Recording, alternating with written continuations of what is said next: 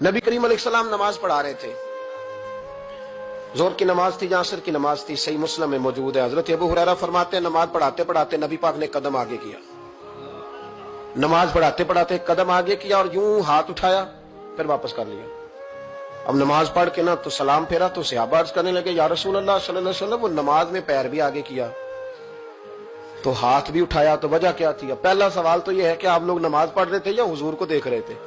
तो सहाबा तो पहले ही बताते हैं कि भाई हम तो पहली साफ में नमाज इसलिए पढ़ते थे कि नमाज भी होती रहती थी और चुपके चुपके महबूब की दीद भी होती रहती थी। हुजूर से पूछा या रसूल अल्लाह, वो नमाज पढ़ते पढ़ते कदम आगे बढ़ाया आपने तो फिर पीछे कर लिया, क्या था?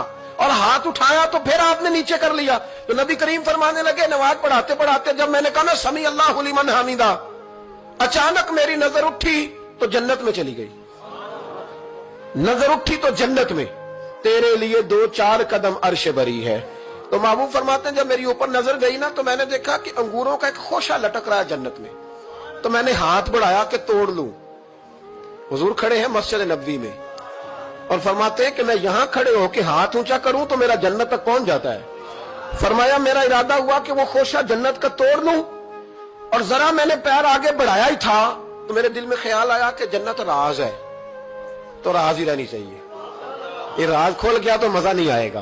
तो मैंने फिर वो हाथ वापस कर लिया। सहाबा कहते हैं जब नबी करीम ने ये बयान किया तो हमारे चेहरे न तजस्सुस से खेल उठे, तजस्सुस से। हम कोई बात और भी सुनना चाहते थे तो महबूब फरमाने लगे अगर मैं वो खोशा तोड़ के ले आता और तुम्हें दे देता तुम कयामत तक भी खाते रहते तो तुमसे खत्म नहीं होना था। ये सही मुस्लिम की हदीस है। ओ भाई, मेरे रसूल करीम के वाक़या में राज पे शिकवा करना, कहना समझ में नहीं आती कैसे गए थे। तो तू जो चाहे तो हर शब हो मिसाले शब असरा, इसलिए कि तेरे लिए 2-4 कदम